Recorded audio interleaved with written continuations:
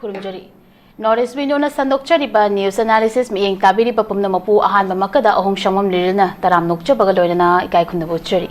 Ngasi Imphal the Fonkiba Maruba Pouches sing the Karikara Maruba headline sing Yauribagi Hypedu Kana Nainabagida Aikoki Studio Selengsen Duna Libiriba expert panelists as it Miam Dumping Satakjage, Ming Wana Panjarabda, Oza Asam Jalal, President AMMOCOC, Ozapu Ahan Makada Aikoki Studio Makedi Taram Nokcharija. Tagajaruja, Ozangasigi analysis as he Makacha Trapoina Kogi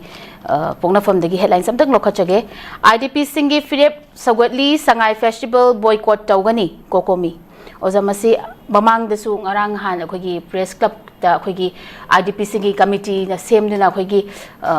Kogi Sangai Festival as Irang, Loshandringai, Makogi Yumda, Hanjal Handrip Hawadi, Manipur Sangai Festival, Tawagi, Kogi, Tobiganu Habigi Appeal Sulaikre, Masigi my Amu. Kenota Sigida AMMOCOC Minangarang Samu Kogi Maduda Lauriba Committee IDP Singi Committee na Lauriba Philip Asida Moju Saruk Yagani Haibagi Kokomigi report Asida statement Pibagi Yaureza.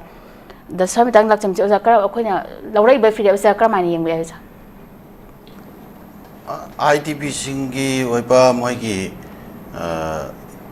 City Moigi Wafam City Tamoidagi Mogi Tamoidagi Tolakpa, Nuaitaba, Mogi Tamoidagi Tolakpa, Bendaba, Adagi Mikap Mirau Kon, Adagi Makoina Mayok Nariba, problem sing, Aduga, Nasimak, Makoi, Tasena, Miyama, Ojawa Taragasu, Miyama Oibiki, Makoida,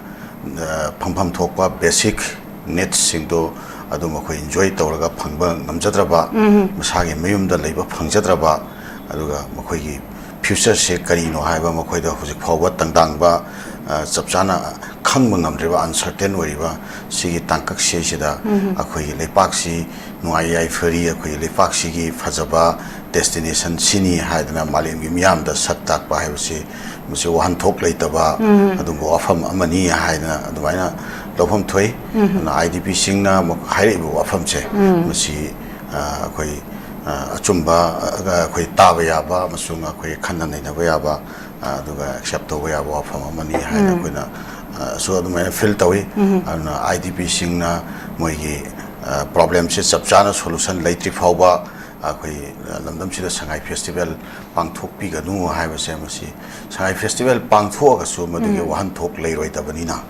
Aduga, Nakalamuramda, Koi London City Laba, Dumba, IDP Singina. Leliba life Masi, Akoi Pina Kumdalaga Tamaga, Akoi Canona Kupsalaga Tamaga, Malemiamda, Akoi Nuaidi, Hana Utkata Butamangaire, and Sangai Festival, Pangtopogi, Kashu Hantok Latre, Hana the Mana Lawe, Sangai Festival, say, Lengan, Somasi, Kanaraga, Hantok Pump to him, Matam Karagiwena, Akoi Lamdam Silva, Nena Tata, Pumse, Subchana, Koi Hanjantri Pova, Aduga IDP Singase, Masamasagi Mim, the Hanjantri Povadi. Sangai Festival Natraga Sigumba Makalgi, any kind of festival, Shiroi Festival, Buhaira, so missing Yamse, Masian Topum Toy and a Kali. As a Masi, Koigi Kano, Kokomina Su, Koi boycott the Wani Habagi or from Suyao Creozaqua, on the Matangas Nokazakogi, Kokina Lambi, Samjila Poda, security na Yanguna Lai Haiduna, Iran, Hokre. Kangpokpi District ki Wakana Maibung Kulgi Kuki Kulgi Kunjasingna Imphal East District ki Letan Pokpi Maning the Labor Jingfa Walambi Sembagi Tabak Chatarabasu Mafam Mafamadu deployed to reverse security forcing na ating ba matapi na Yangduna Lay Habagi Wahoda Ngasi Miam na Irang Horakre. Ozamasi Mamang the Su Kogi Tenkankada Lambi Sem the Naba na Kogi Imphal East ki SP then DC Amadi Langak Takshin Duna Lakram Nuza. Dungarang say Kogi Amuk, Kogi excavator, JCB season, do not lambit of Karapas, the Iran say Horokin. Sometimes I come my own. A Kogi Lamdam Sida Ladiva, Kogi Lingaxi, Magi, Hainava, Kogi, Kanomaka lay, Lingaxi, Maramsat Amaka, Hosiki, Lingaxi, Hetare. A quick Kaigumba, Tabakama Pakatpa Matamda, Mapam Duda, Ladiba, Adumba, Miamna, Madugi Matanga, objection laba. Madu Daudanaba, Hairaba, the Vataragadi, Masikari Lake, have a port of Mayamna Fazana section, the young Shalaba, Tunda, aduga yetnariba yanadriba nakal animaki miyoi singdo adugi marakta amicable loiba understanding ama ga thawak singdu tawnana ba hotna bagi ba mi se tum ta taba adum lairiba akogi misunderstanding do madu adum akogi leihan ba madu solution tawdaba aduga moi tawgada thawak to dum tawnana ba hotna rakba adugi potu oigani haujik tholiba potse aduna kuki singna lambi semak podo lamdam dugi praja singna madu chumdre madu yaning da khar leire hai taragati lengak na yamna phajana mase matam chana yengsan birakanda praja gi marta pena da nuai da leiri se mase leihandana bo hona gadobani sumaina ate ate hiram kya amadasu akoi gi akoi praja gi issue oirakadaba prajana khoina yam achowa repercussion lakadaba adugi watching che masi lengak na matam chana timely yengsan bi bagi mathau taba lei aduga khanaraga pokhai rakti fawba achowa wathok lan tho amu oirakti fawba adum yenga leibagi culture se khoina lam chida dum leire sia phaba khongthang natte haba adugi observation do ai thamjake oza mathang sa koi president rule lengak na idp sing mayumda hongjelangani hai ke bawafam hingchabi gi sari oigedoribra numit 13 ni gi manungda thauri yanduna siba miyoi ani shure lengak na karamba matamda idp singbu mayumda hanjilhangani December Mari lising aniga kungamari da koki terrorist singna Technopal district ki leithau khulda mitai macha taraum doi hatpada yaukhiba maishnam sana jawbugi mayambasu thauri yanduna shiramle oza swam tangja khogi lakchani buse mahagasi khogi depression ki khudong cha da ba mayok narpadagi hidalangth khogi piraga leibani so hai oza masi khogi ngasina hanba sunate thoiba thawdo se oza mamang thakasu thokre aduga mamangi khogi panba yabadi chief secretary obiramba khogi pk prashant ngapi kani prashant kumar na khogi relief camp ta leirakliba singasi june tha dagi hauraga tangkak ahum thokna idp singasi mayumda hongjalangani haibagi wafam su pan kiba leirame adubu mahakna fam adu asidagi transfer tawkraba matung dagi kangkopi mori amasung chorchampur dagi lanjalakiba miyoi singidi mayumda hanjinbagi thabak khara tapthagi gani haiba wafam lenga ke maikai dagi miyamda phungdorpa laikhrabani oza swai matang sa oza gi mo kitang bibi akoi lamdam sida lairiba akoi gi president rule se masi aseng bagi di india gi home minister na chalaiba lengak amani haina akoi gi miyamna khambam thoi koi miyamna dumaina understand tawi ada koi india gi home minister gi instruction makhada akoi chalaiba government ne ba president rule haise koi gi governor sina waribar mana paikhat kada ba thawak thoram sing se masi india gi home minister da badu gi report thagani ayaba logani measure oiba decision sing ayaba logani adagi then manipur gi koi gi mathau taba koi gi budget puero natragana any project ki koi sanction puero daka lebu sing se masi loina koi gi mari leinari ba koi gi vibhag ki koi gi commissioner sing natraga secretary sing gi khuthang da koi kano da koi Bharat Lenga ki adumba ministry gi official sing dagi ministry dagi akoi dumaina ayaba lobo ngaktani aduga chapchaba approval di akoi gi kano dagi parliament dagi akoi budget ki oro kai go adum lobo raga salaiba ngaktani hairiba sing asi akoi gi home minister na hatheng na dil tawba adumba lenga kamne ba ana lenga sida akoi gi manipur gi miyam da haitare hauji ki akoi gi sida kuki am sumaite ani gi marakta leriba violence ki adumba kano se conflict se masi gi manung sida akoi lanjenraga leiriba idp sing se masa gi mayumda akoi tangka gani rak homlak thokna hanjal hanna bai khongthang paikhat kani haise miyam da thambi khraga su haujik phawba madu thabak poina on thokpa ngamdaba se masi yamna maruoiba maram hai taragati bharat lengak na madu akoi yamna speedy oiba mongda madu thabak sing do paikhat ke haibagi will lama bharat lengak ta leitabagi ni haina dumaina lawjaningi bharat lengak na bu tawge haina khalaba masi tawdaba yadre haina khanba leirabo ado betaragati sungsoi soidana idp ta nate ate outstanding issue mayam se masi sodum adum loisan gini ana koi gi sira leiriba idp singa se akoi churachandpur dagi tholakhiba dagi more dagi tholakhiba singdo madu akoi beduda leiriba akoi gi kuki sing haiba tare makoina yara aga makoina acceptance pirakpa ngaigadoribra nakala moromda imphal dagi sakhiba sing ado imphal dagi sengkhiba sing dusu akoi sida leriba miyam sina akoi valley da leriba maitai sing sina ayaba piba ngaigadoribra muka masi lengak na tawpham thokpa mathau neba lengak na magi security reason do security measures to fazana paikhatlawa matungda mafam duda sabsaba secure environment to lengak na thamakanda idp sing do mafam do lehenna na tawgadom neba madaida akaiba pirakpa adugumba mioi sing atuti kanglup sing atuti natraga organization bu oiro adu sing atuti as per law ma tawpham thokpa mathau se chapchana paikhatkadami moigi mathakta law gi adugumba kano se chapchaba action se paikhatkadaw neba Bharat की अदुम काचिन कोया any मफम अमदा मफम कोई लो से मसी enforce तो नमदे है तारगदी मधु याम थिना कोई लेबांग मियाम दा कोई नमथाक तो बनी मधु हिपोक्रेट नी है ना लवी अदुना मफम से लेबा आईडीपी की इशू सिंग से मसी लोशनबा पामदबा अदुगी वखलोन ओभर देंगता लेबा की नी है बा मफम से मसी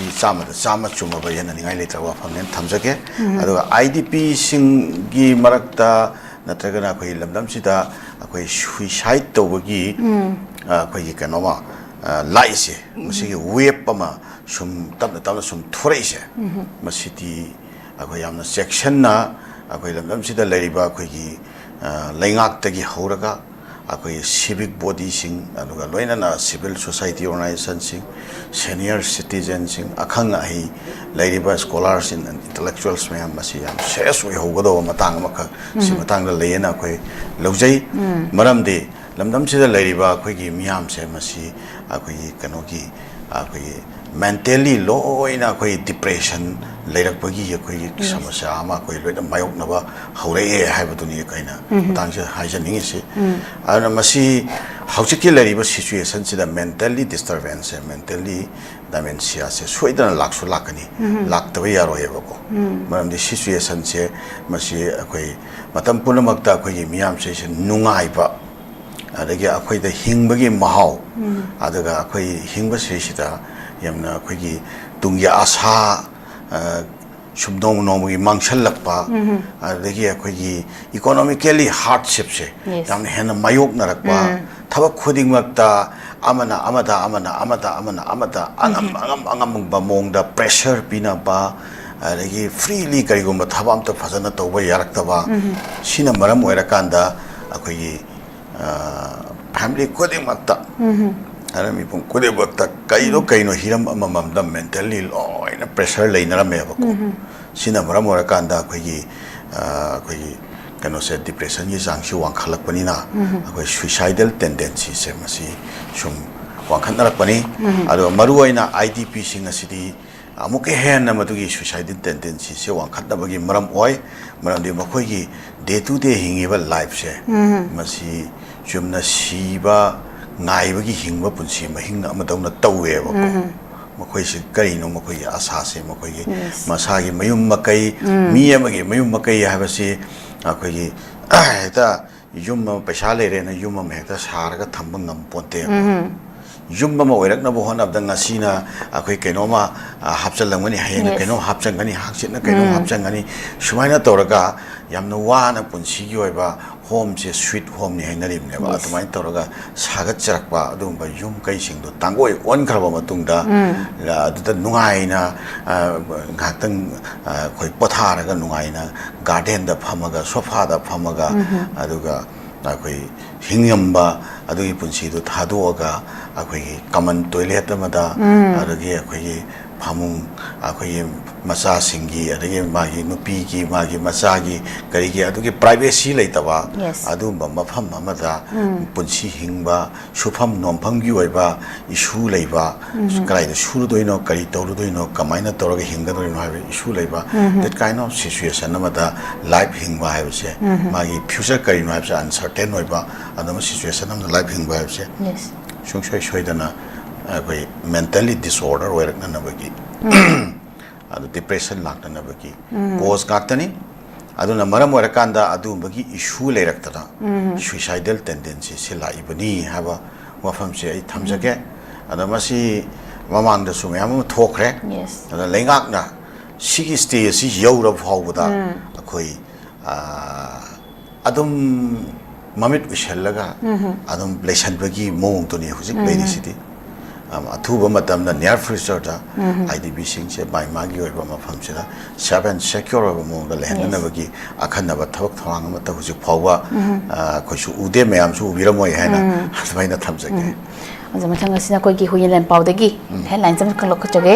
प्राइम मिनिस्टर नरेंद्र मोदी ना हौदोखिबा जल जीवन मिशन मणिपुरदा फैजै चिंगथोकले हाबगी वाकत लोइद्री जल जीवन मिशन की थबक थौरम सिंह मणिपुरदा पाइखलकपदा फैजै चिंगथोकपा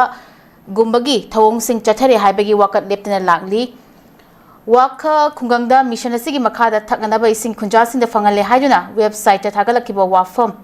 खुंजा सिंह खुगी क्लब की प्रेसिडेंट एम बिस्मना हाइबदा वाखदा स्टेक होल्डर चनीगा कुनगा मापन की मनुंगदा स्टेक होल्डर हुंफुगा मापनदा थकनबा इसिंग फंगली हाइना जेजेएम की ऑफिशियल वेबसाइट अमदा थागलकिबा असि अरानबा अमसुंग युमफम यावदबा वाफमनी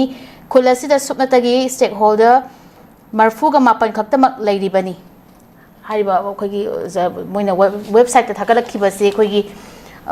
स्टेक होल्डर कनो चनीगा कुनगा मापन की मनुंगदा स्टेक होल्डर सुपनतगी हुंफुगा मापन थकनबा इसिंग फंगली हाइना जेजेएम की ऑफिशियल वेबसाइट ता थागलकिबसे अरानबनी हाइबा वाफम यावरि ओजा समतांग से अखोगी ममांगसु एमपी अखोगी एमपी नसु कोई पीएल रिपोर्ट अमा थागिबगी सु लैखरे ओजा समतांग से कमाय अखोगी मणिपुर लेंगाक की मखादा लेरिबा अखोई एम्प्लॉई सिंगसे मखोई सिंसरिटी से याम अचौबा अखोई केनोमा ओइरे इशू अमा ओइरे अदो सेंगबदी होजिकी थकननबा इसिंग फंगनखरे हाइना मखोई वेबसाइट ता थागलागा प्रजा सिंगना थकननबा इसिंग फंगबा लेते ना हाइरकपसे कथाइद नोमा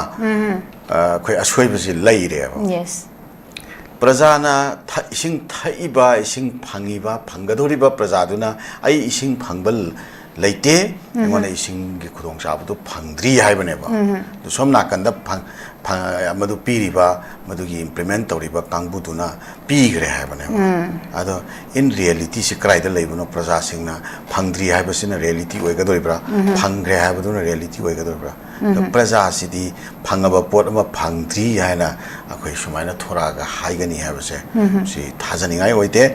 अरा स्वाइदा एम्प्लॉई सिंगसिना तौरिबा थबकसे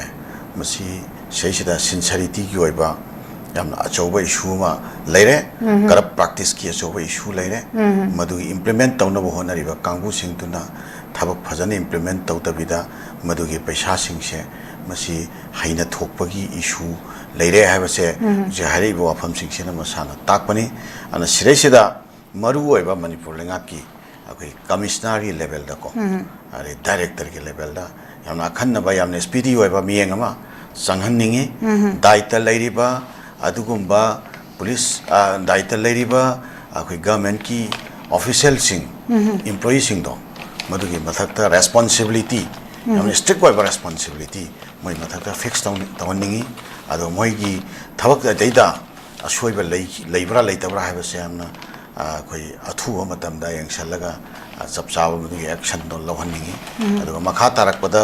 सिगुम्बा इशू सिंगसे थोक्तनबगिदमक्ता गवर्नमेंट की लेरिबा ऑफिशियल सिंगसेना यामना स्ट्रिक्ट ओइबा अखोई केनोमा मेकानिज्म अमा अखोई सेमहनिंगी अदुगा थबक खुदिंगमक्सी अखोई चेदा अखोई तौरगा अखोई फील्ड थबक सिंगसिकी चपचाबा केनोदो अखोई रिजल्ट दो लेतबगी इशू से मसी मणिपुर लेंगाक की मखादा लेरिबा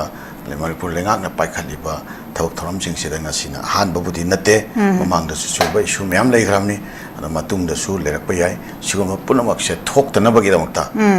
अखोई चीफ सेक्रेटरी लेवल दा डिपार्टमेंट खुदिंगमक की कमिश्नर सिंग यावबा अदुगा प्रोजेक्ट ऑफिसर सिंग नोडल ऑफिसर सिंग यावबा अपुनबा अखन्नबा मिफम पांगथोगा यामना स्पेसिफिक ओइबा एक्शन प्रोग्राम अमा अखोई पाइखतबा मथौ ताबा लेब्रा हाइबदो मणिपुर लेंगाक तमदुमा अखोई प्राइस तौजगे अदा मणिपुर सिदा लेरिबा अखोई मियाम पुनमकनसु अखोई लंगम सिदा अखोई चपचाबा अखोई नुआई याई फबा वेलफेयर स्टेट अमा पुरक्से हाइबा तारगति अखोई सिंसरिटी की ओइबा अखोई यामना अचौबा ꯑꯩꯈꯣꯏ ꯀꯦꯝꯄꯦꯟ ꯑꯃ ꯃꯊꯧ ꯇꯥꯕ ꯂꯩ ꯍꯥꯏꯕ ꯋꯥꯐꯝꯁꯤꯁꯨ ꯊꯝꯖꯒꯦ ꯑꯣꯖꯥ ꯃꯊꯪ ꯑꯔꯣꯏꯕꯗ ꯑꯩꯈꯣꯏꯒꯤ ꯔꯥꯖ ꯚꯕꯟ ꯇꯝꯅ ꯂꯥꯛꯈꯤꯕ ꯗꯥꯏꯂꯥꯏꯁꯤꯁ ꯄꯦꯁꯦꯟꯠꯁꯤꯡꯒꯤ ꯄ꯭ꯔꯣꯇꯦꯁ ꯔꯦꯂꯤ ꯄꯨꯂꯤꯁꯅ ꯊꯤꯡꯈ꯭ꯔꯤ ꯑꯣꯖꯥ ꯃꯁꯤ ꯃꯃꯥꯡꯒꯤ ꯑꯩꯈꯣꯏꯒꯤ ꯃꯅꯤꯄꯨꯔꯒꯤ ꯆꯦꯞꯇꯔꯅ ꯊꯣꯛꯈꯤꯕ ꯅꯣꯇꯤꯁ ꯑꯃꯅ ꯆꯍꯤ ꯑꯁꯤꯒꯤ ꯅꯕꯦꯝꯕꯔ 6ꯇꯒꯤ ꯆꯦꯝꯍꯠ ꯑꯃꯗꯤ PMJAYꯒꯤ ꯃꯈꯥꯗ ꯗꯥꯏꯂꯥꯏꯁꯤꯁ ꯇꯧꯕꯒꯤ ꯈꯨꯗꯣꯡꯆꯥꯕ ꯃꯈꯥ ꯇꯥꯅ ꯂꯩꯔꯔꯣꯏ ꯁꯦꯜ ꯊꯤꯗꯨꯅ ꯗꯥꯏꯂꯥꯏꯁꯤꯁ ꯑꯁꯤ ꯃꯈꯥ ꯆꯠꯊꯕ ꯌꯥꯔꯒꯅꯤ ꯍꯥꯏꯕꯒꯤ ꯋꯥꯐꯝ ꯑꯁꯤꯗ ꯑꯩꯈꯣꯏꯒꯤ ꯉꯔꯥꯡ ꯑꯁꯤ ꯑꯩꯈꯣꯏꯒꯤ ꯄ꯭ꯔꯥꯏꯚꯦꯠ ꯍꯣꯁꯄꯤꯇꯥꯜ ꯃꯈꯥꯗ ꯑꯩꯈꯣꯏꯒꯤ dialysis patient yauna ngasigi all manipur dialysis patient association na governor tamna rally ama chatkimni oza soi matang si karam han phungdongni ꯑꯩꯈꯣꯏꯒꯤ ꯁꯦꯟ ꯊꯨꯝ ꯄꯨꯊꯣꯛꯇꯨꯅ ꯐꯖꯅ ꯂꯥꯌꯦꯡꯕ ꯉꯝꯖꯗꯕ ꯑꯗꯨꯝꯕ ꯏꯀꯣꯅꯣꯃꯤꯀꯦꯜꯂꯤ ꯍꯥꯔꯗꯁꯤꯞ ꯑꯣꯏꯕ ꯑꯗꯨꯝꯕ ꯐꯦꯃꯤꯂꯤ ꯀꯌꯥꯗꯁꯨ ꯑꯅꯥ ꯑꯌꯦꯛ ꯍꯥꯏꯕꯁꯤꯅꯗꯤ ꯑꯩꯈꯣꯏ ꯄꯨꯝꯅꯃꯛꯄꯨ ꯁꯦꯝꯕꯤꯔꯤꯕ ꯃꯄꯨꯅ ꯑꯩꯈꯣꯏ ꯂꯥꯏꯔꯕꯗꯁꯨ ꯑꯅꯥꯕꯗꯤ ꯊꯥꯏ ꯏꯅꯥꯛ ꯈꯨꯟꯕꯗꯁꯨ ꯑꯅꯥꯕꯗꯤ ꯊꯥꯏ ꯑꯗꯨꯅ ꯂꯥꯏꯔꯕꯁꯤꯡꯁꯤꯅ ꯃꯈꯣꯏꯗ ꯑꯅꯥꯕ ꯑꯃ ꯂꯥꯛꯄ ꯀꯥꯟꯗ ꯑꯅꯥꯕꯗꯨꯒꯤ ꯃꯥꯒꯤ ꯑꯦꯛꯁꯄꯦꯟꯁꯦꯁꯁꯦ ꯀꯔꯝꯍꯥꯏꯅ ꯕꯤꯌꯔ ꯇꯧꯒꯗꯒꯦ ꯍꯥꯏꯕꯁꯤꯗ ꯊꯦꯡꯅꯔꯤꯕ ꯑꯋꯥꯕꯁꯤ ꯑꯩꯈꯣꯏ ꯑꯉꯛꯄ ꯑꯋꯥꯕꯅꯦꯕꯀꯣ ꯀꯩꯒꯨꯝꯕ ꯃꯇꯝꯗꯗꯤ ꯑꯩꯈꯣꯏ ꯂꯩꯅꯥ ꯑꯃ ꯅꯥꯏꯗꯕ ꯂꯩꯅꯥ ꯑꯃ ꯂꯥꯛꯄꯗ ꯃꯥꯒꯤ ꯌꯨꯝ ꯀꯩ ꯍꯤꯡꯒꯣꯟ ꯆꯠꯅꯔꯤꯕꯅꯦꯕ ꯌꯨꯝ ꯀꯩ ꯍꯤꯡꯒꯣꯟ ꯀꯥꯏꯅꯔꯤꯕꯅꯦꯕ ꯎꯄꯥꯏ ꯂꯩꯇꯕꯗꯒꯤ ꯍꯥꯏꯇꯥꯔꯦ ꯃꯁꯤ ꯂꯩꯉꯥꯛ ꯑꯃ ꯂꯝꯗꯝꯁꯤꯗ ꯄꯥꯜꯂꯒꯗꯤ ꯂꯩꯉꯥꯛꯁꯤꯅ ꯃꯥꯒꯤ ꯀꯩꯅꯣꯁꯤꯡꯁꯦ ꯁꯤꯇꯤꯖꯦꯟꯁꯤꯡꯁꯦ ꯃꯁꯤ ꯍꯦꯜꯊ ꯀꯦꯌꯔꯒꯤ ꯑꯗꯨꯝꯕ ꯐꯦꯁꯤꯂꯤꯇꯤ ꯐꯖꯅ ꯄꯤꯕ ꯃꯈꯣꯏꯗ ꯍꯦꯜꯊ ꯀꯦꯌꯔꯒꯤ ꯐꯦꯁꯤꯂꯤꯇꯤꯁꯦ ꯃꯁꯤ ꯐ꯭ꯔꯤꯗ ꯄ꯭ꯔꯣꯚꯥꯏꯗ ꯇꯧꯕꯒꯤ ꯁꯤꯁꯇꯦꯝꯁꯦ ꯏꯟꯗꯤꯌꯥ ꯈꯛꯇꯒꯤ ꯅꯠꯇꯅ ꯑꯇꯣꯞꯄ ꯂꯩꯄꯥꯛ ꯀꯌꯥꯗꯗꯤ ꯑꯩꯈꯣꯏꯒꯤ ꯐ꯭ꯔꯤ ꯃꯦꯗꯤꯀꯦꯜ ꯐꯦꯁꯤꯂꯤꯇꯤꯁꯦ ꯃꯁꯤ ꯂꯩꯄꯥꯛ ꯀꯌꯥ ꯑꯃꯗ ꯄꯤꯔꯤꯕꯅꯦꯕ ꯏꯚꯟ ꯊꯔꯗ ꯋꯥꯔꯜड ꯀꯟꯇ꯭ꯔꯤꯁꯤꯡꯗ ꯐꯥꯎꯕ ꯑꯩꯈꯣꯏ ꯐ꯭ꯔꯤ ꯃꯦꯗꯤꯀꯦल ꯐꯦꯁꯤꯂꯤꯇꯤꯁꯦ ꯄꯤꯅꯈ꯭ꯔꯕꯅꯦꯕ ꯂꯩꯄꯥꯛ ꯃꯌꯥꯝ ꯑꯃꯗ ꯄꯤꯔꯤꯕꯅꯦꯕ ꯑꯩꯈꯣꯏ ꯏꯟꯗꯤꯌꯥꯁꯤꯗꯗꯤ ꯑꯩꯈꯣꯏꯒꯤ ꯃꯤꯁꯤꯡꯁꯨ ꯈꯔ ꯌꯥꯝꯕ ꯑꯗꯨꯒ ꯂꯩꯉꯥꯛꯁꯨ ꯃꯗꯨꯒꯤ ꯆꯞ ꯆꯥꯕ ꯏꯝꯄ꯭ꯂꯤꯃꯦꯟꯗꯨ ꯇꯧꯕꯗ ꯐꯦꯜ ꯑꯣꯏꯕ ꯍꯥꯏꯒꯗ꯭ꯔꯥ ꯃꯗꯨ ꯇꯧꯗꯦ ꯑꯗꯨ ꯇꯧꯗ꯭ꯔꯒꯁꯨ ꯑꯩꯈꯣꯏꯒꯤ ꯕꯤꯂꯣ ꯄꯣꯕꯔꯇꯤ ꯂꯥꯏꯟꯗ ꯂꯩꯕ ꯍꯥꯏꯒꯗ꯭ꯔꯥ ꯒꯚꯔꯟꯃꯦꯟꯠꯀꯤ ꯏꯝꯄ꯭ꯂꯣꯌꯤ ꯑꯣꯏꯕ ꯏꯃꯨꯡꯒꯤꯗꯤ ꯃꯦꯗꯤꯀꯦꯜ ꯔꯤꯑꯦꯝꯕꯔꯁꯃꯦꯟꯠꯅꯤ ꯈꯪꯗꯦ ꯑꯗꯒꯤ ꯀꯩꯅꯣ ꯃꯥꯒꯤ ꯈꯨꯗꯣꯡꯆꯥꯕ ꯐꯦꯁꯤꯂꯤꯇꯤ ꯈꯔ ꯒꯚꯔꯟꯃꯦꯟꯠꯀꯤ ꯏꯝꯄ꯭ꯂꯣꯌꯤ ꯑꯣꯏꯕꯗ ꯈꯨꯗꯣꯡꯆꯥꯕ ꯐꯪꯅꯔꯤꯑꯕꯀꯣ ꯑꯗꯣ ꯒꯚꯔꯟꯃꯦꯟꯠꯀꯤ ꯏꯝꯄ꯭ꯂꯣꯌꯤ ꯑꯣꯏꯗ꯭ꯔꯕꯁꯤꯡꯁꯦ ꯃꯁꯤꯒꯤ ꯐꯦꯃꯤꯂꯤꯁꯤꯡꯁꯤꯗ ꯑꯩꯈꯣꯏꯒꯤ as per ꯁꯦꯟꯁꯁꯀꯤ ꯔꯦꯀꯣꯔꯗꯀꯤ ꯃꯇꯨꯡ ꯏꯟꯅ ꯃꯗꯩꯗ ꯈꯟꯇꯣꯛꯑꯀꯥꯟꯗ ꯑꯩꯈꯣꯏ ꯔꯦꯁꯟ ꯀꯥꯔꯗ ꯄꯥꯏꯗꯕ ꯑꯗꯨꯒꯨꯝꯕ ꯃꯌꯥꯝꯗꯣ ꯌꯦꯡꯀꯥꯟꯗ ꯄꯤꯕ ꯑꯗꯨꯒꯤ ꯑꯩꯈꯣꯏꯒꯤ ꯀꯩꯅꯣꯅꯦꯕ ꯑꯩꯈꯣꯏꯒꯤ ꯄ꯭ꯔꯥꯏꯝ ꯃꯤꯅꯤꯁꯇꯔꯒꯤ ꯍꯦꯜꯊ ꯀꯥꯔꯗꯇꯣ ꯄꯤꯕꯅꯦꯕꯀꯣ ꯑꯗꯣ ꯄ꯭ꯔꯥꯏꯝ ꯃꯤꯅꯤꯁꯇꯔꯒꯤ ꯃꯥꯏꯀꯩꯗꯒꯤ ꯂꯥꯎꯊꯣꯛꯏꯕ ꯁ꯭ꯀꯤꯝꯁꯦ ꯃꯁꯤ ꯐꯪꯕ ꯑꯗꯨꯒ ꯃꯤꯑꯣꯏꯁꯤꯡꯗꯣ ꯃꯗꯨꯗꯤ ꯃꯥꯒꯤ ꯁꯦꯟꯁꯁ ꯔꯦꯀꯣꯔꯗꯇ ꯈꯔ ꯕꯦꯖ ꯇꯧꯏꯀꯣ ꯁꯣꯔꯤ ꯑꯗꯣ ꯃꯗꯨ ꯅꯠꯇꯕ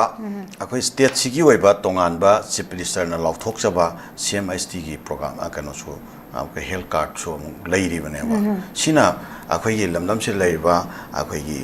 ꯕꯤꯂꯣ ꯄꯣꯕꯔꯇꯤ ꯂꯥꯏꯟꯗ ꯂꯩꯕ ꯑꯗꯨꯒꯨꯝꯕ ꯃꯤꯑꯣꯏꯁꯤꯡꯒꯤ ꯍꯦꯜꯊ ꯀꯦꯌꯔꯒꯤ ꯑꯗꯨꯒꯨꯝꯕ ꯃꯥꯌꯣꯛꯅꯔꯤꯕ ꯄ꯭ꯔꯣꯕ꯭ꯂꯦꯝꯁꯦ ꯁꯣꯜꯕ ꯇꯧꯔꯦ ꯍꯥꯏꯅ ꯍꯦꯛ ꯂꯥꯎꯔꯤꯕꯅꯦꯕ ꯂꯩꯉꯥꯛ ꯄꯥꯏꯔꯤꯕ ꯀꯥꯡꯕꯨꯁꯤꯡꯁꯤꯅ ꯍꯦꯛ ꯂꯥꯎꯔꯤꯕꯅꯦꯕ ꯑꯗꯣ ꯍꯧꯖꯤꯛ ꯃꯅꯤꯄꯨꯔꯗ ꯄ꯭ꯔꯦꯁꯤꯗꯦꯟꯠ ꯔꯨꯜ ꯂꯩꯔꯀꯥꯟꯗ ꯗꯥꯏꯂꯥꯏꯁꯤꯁ ꯄꯦꯁꯦꯟꯠꯁꯤꯡꯒꯤꯗꯤ ꯑꯃꯨꯛ ꯆꯠꯅꯔꯔꯣꯏ ꯍꯥꯏꯕ ꯃꯁꯤ ꯌꯥꯝ ꯋꯟꯗꯔꯐꯨꯜꯅꯤ ꯃꯁꯤ ꯌꯥꯝ ꯐꯅꯤꯅꯤ ꯍꯣꯏ ꯁ꯭ꯇꯦꯠ ꯒꯚꯔꯟꯃꯦꯟꯠꯀꯤ ꯅꯠꯇ꯭ꯔꯒꯅ ꯁꯦꯟꯇ꯭ꯔꯦꯜ ꯒꯚꯔꯟꯃꯦꯟꯠꯀꯤ ꯑꯗꯨꯒꯨꯝꯕ ꯀꯩꯅꯣꯁꯤꯡꯗ ꯃꯣꯏ ꯑꯦꯀꯥꯎꯟꯗ ꯃꯁꯤꯅ ꯃꯔꯝ ꯑꯣꯏꯔꯀꯥꯟꯗ ꯑꯦꯐꯦꯛ ꯇꯧꯕ ꯍꯤꯔꯝ ꯈꯔꯗꯤ ꯂꯩꯔꯝꯕ ꯌꯥꯏ ꯑꯗꯨꯕꯨ ꯄ꯭ꯔꯖꯥꯁꯤꯡꯗ ꯄꯤꯔꯤꯕ ꯐꯦꯁꯤꯂꯤꯇꯤꯗꯣ ꯀꯛꯑꯦ ꯍꯥꯏꯕꯒꯤ ꯃꯍꯨꯠꯇ ꯃꯗ ꯂꯩꯔꯤꯕ ꯄ꯭ꯔꯣꯕ꯭ꯂꯦꯝꯁꯤꯡꯗꯣ ꯁꯣꯜꯕ ꯇꯧꯅꯅꯕ ꯂꯩꯉꯥꯛꯅ ꯍꯣꯠꯅꯕꯅ ꯍꯦꯟꯅ ꯑꯆꯨꯝꯕ ꯈꯣꯡꯊꯥꯡꯅꯦꯕ ꯃꯈꯣꯏꯗ ꯐꯥꯏꯅꯥꯟꯁꯤꯌꯦꯜ ꯒꯚꯔꯟꯃꯦꯟꯠꯇ ꯐꯥꯏꯅꯥꯟꯁꯤꯌꯦꯜꯒꯤ ꯏꯁꯨ ꯈꯔ ꯂꯩꯔꯦ ꯍꯥꯏꯕ ꯇꯥꯔꯒꯁꯨ ꯂꯩꯔꯤꯕ ꯏꯁꯨꯗꯨ ꯀꯃꯥꯏꯅ ꯃꯗꯨ ꯃꯦꯀꯞ ꯇꯧꯒꯗꯒꯦ ꯍꯥꯏꯕ ꯒꯚꯔꯟꯃꯦꯟꯠꯀꯤ ꯑꯣꯏꯕ ꯇꯣꯉꯥꯟꯕ ꯊꯧꯔꯥꯡ ꯈꯟꯅ ꯅꯩꯅꯕꯒꯤ ꯃꯍꯨꯠꯇ ꯄ꯭ꯔꯖꯥꯗ ꯄꯤꯔꯤꯕ ꯀꯥꯟꯅꯕꯗꯨ ꯂꯧꯊꯣꯛꯀꯅꯤ ꯍꯥꯏꯕꯅꯦꯕ ꯃꯁꯤ ꯌꯥꯝꯅ ꯑꯉꯛꯄ ꯂꯩꯉꯥꯛꯁꯤꯒꯤ ꯃꯊꯣꯡ ꯍꯨꯛꯇꯕ ꯍꯥꯏꯇꯥꯔꯦ ꯆꯞ ꯆꯥꯕ ꯌꯥꯝꯅ ꯔꯤꯒꯨꯂꯔ ꯑꯣꯏꯕ ꯄꯣꯂꯤꯁꯤ ꯃꯦꯟꯇꯦꯟ ꯇꯧꯗꯕ ꯉꯥꯏꯍꯥꯛꯀꯤ ꯑꯣꯏꯕ ꯑꯗꯨꯝꯕ ꯀꯩꯅꯣ ꯊꯕꯛ ꯄꯥꯏꯈꯠꯄ ꯄꯣꯂꯤꯁꯤ ꯄ꯭ꯔꯣꯒ꯭राꯝ ꯄꯥꯏꯈꯠꯄ ꯉꯥꯏꯍꯥꯛ ꯂꯩꯔꯒ ꯑꯃꯨꯛ ꯍꯣꯡꯗꯣꯛꯄ ꯉꯥꯏꯍꯥꯛ ꯂꯩꯔꯒ ꯑꯃꯨꯛ ꯇꯧꯕ ꯉꯥꯏꯍꯥꯛ ꯂꯩꯔꯒ ꯃꯌꯥꯝꯗ ꯎꯠ ꯆꯥꯏꯅꯕ ꯀꯩꯅꯣꯝ ꯇꯧꯕ ꯁꯨꯝꯕ ꯃꯈꯜꯒꯤ ꯊꯕꯛ ꯊꯧꯔꯝꯁꯤꯡꯁꯦ ꯃꯁꯤꯅ ꯑꯩꯈꯣꯏꯒꯤ ꯂꯩꯕꯥꯛꯁꯤꯒꯤ ꯑꯗꯨꯝꯕ keno se system se mase sida ma chauna akhoi gi akai ba pigani ado malem gi miyam gi mang da su akhoi gi leriba izat se amna shokningai oi chuma thok thorom sing se mase sem to ga akhoi amna regular oi ba akhoi yam systematic oi ba policy program ama lengana paikha kadawani CMISTM sunga akhoi gi prime minister gi health card ki matang la reiba issue se masi patient oriented oi ba adumba kenoma thorang ama manipur lengak na athuba matam da akhoi pakhat piraga aujeki anaba singna ga lambi da sorokta akhoi keno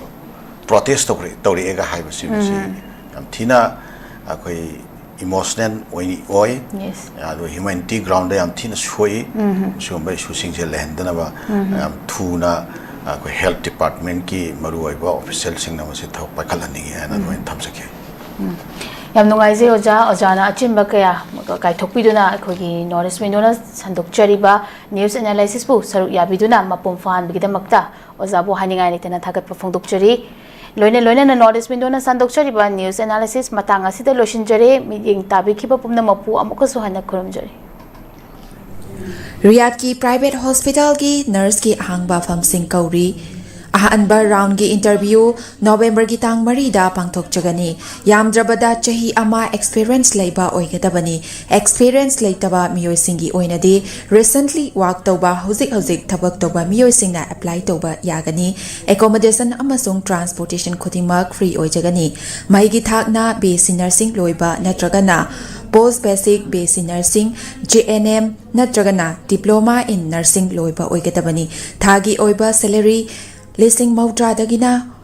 lakh amaga listing kun phawa oigani akupa marol gidamak 9366230077 natragana 7005273217 da contact tobirau natragana aikoi gi office Sparkle Educational Service North Window TV Building hata New Chekon Road ta lengsen birau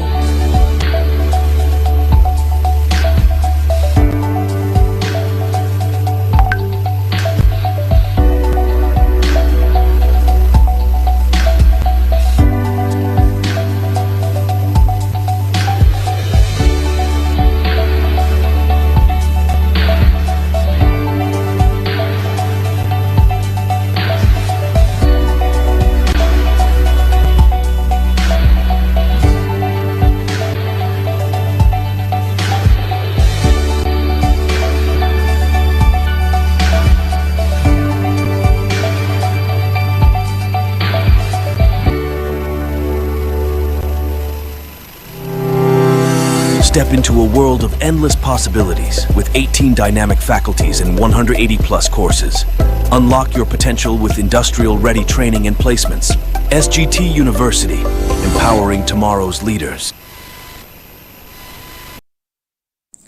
Class 12 amasung graduate loiraba mahiro singidamakta Germany da hospital program tamba yabagi khudong chaba pisari hairiba program sing adudi ahanbada accountancy hairiba stream asida tamnabagidamakta commerce background leibaga loinana 60% fangba oigedabani ani subada hotel management hairiba stream asida tamnabagidamakta any stream da 50% fangba oigedabani ahum subada electronic engineering hairiba stream asida tamnabagidamakta physics chemistry maths background leibaga loinana 60% fangba oigedabani mari subada mechatronic engineering hairiba stream asida tamnabagidamakta physics chemistry maths background leibaga loinana 60% fangba oigedabani manga subada construction engineering hairiba stream asida tamnabagidamakta physics chemistry maths background leibaga loinana 60% fangba oigedabani taruk subada automatic mechatronic engineering hairiba stream asida tamnabagidamakta physics chemistry maths background leibaga loinana 60% fangba oigedabani taret subada electrical engineering hairiba stream asida tamnabagidamakta physics chemistry maths background leibaga loinana 60% fangba oigedabani nipan subada medical technician radiology assistant MTRA tamnabagidamakta any stream da 50% fangba oigedabani mapan subada medical assistant amasung tara subada nursing haribasing asi tamnabagidamakta 12 natraga graduate loirabasingna apply toba yagani loinana हाइरिबा प्रोग्रामसिंग असि तंबा महिरोइसिंगना थागी ओइबा stipend 1,150,000 1 lakh फौबा चही अहुम फंगनी लोइनना 100% job guarantee in Germany दा ओइगनी लोइनना 100% education loan सु support तौजगनी अकुपा मरो गिदमक 7005063196 ता contact तौबिरउ।